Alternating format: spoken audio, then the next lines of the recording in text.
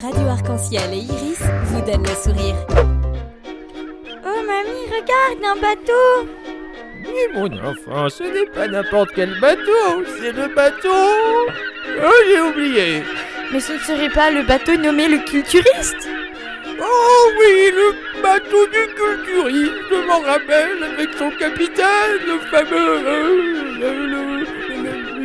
l'aspirateur de branches, non? Non mamie, c'est l'explorateur des planches. Comment? Que vois-je? Un spectacle? Spectacle en vue! Spectacle en vue! Larguez les avares! Sortez la bière de la cale! Ce soir, nous sortons!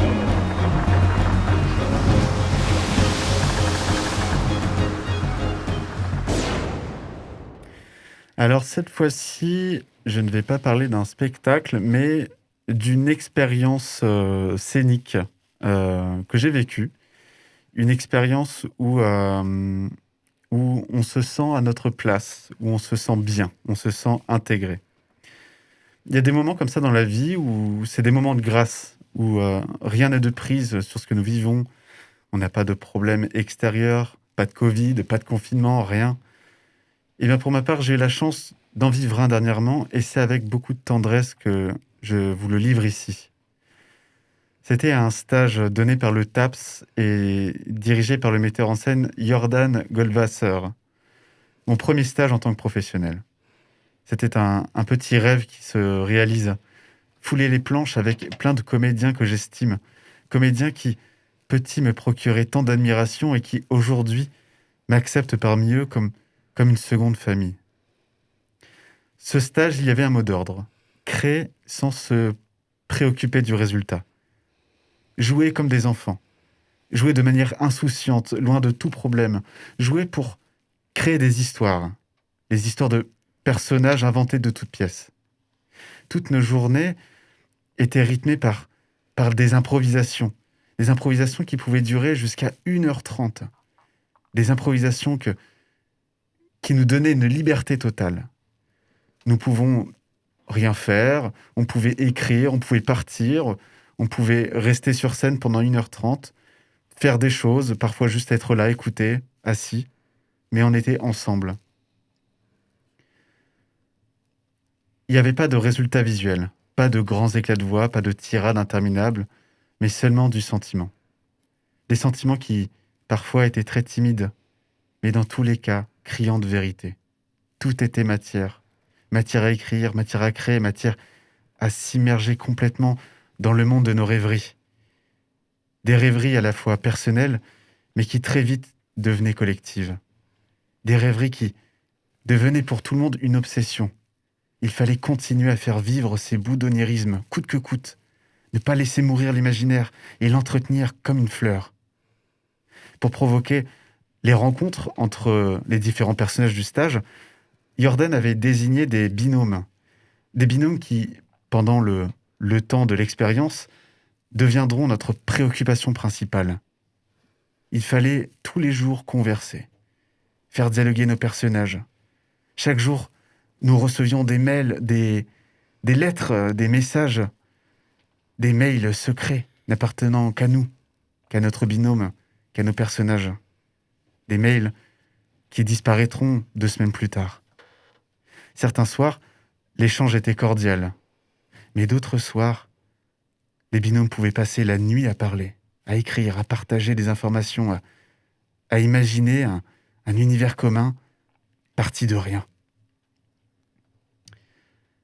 Le lendemain, l'un des 2 protagonistes pouvait donner rendez-vous à l'autre. Et là, c'était la surprise. Sur le plateau, l'un des personnages installait la scène. L'autre personnage attendait dans une pièce à part et pouvait venir ou pas. Mais dans tous les cas, c'était la surprise. Est-ce que notre interlocuteur va se présenter ou est-ce qu'il va me laisser seul sur scène pendant 1 heure? Même s'il ne se passait rien sur le plateau, tout était fécond, tout était théâtre de l'imaginaire. Durant ce stage, j'ai vécu l'expérience scénique la plus intense de ma vie. Une expérience qui, parfois, mélangeait réalité et fiction à un tel point où Nous ne savions pas où est-ce qu'on en était, quoi. Je jouais toute la journée, et une fois rentré chez moi, je ne pouvais rien faire d'autre que penser au stage et à l'histoire qu'entretenait mon personnage avec celui de mon binôme.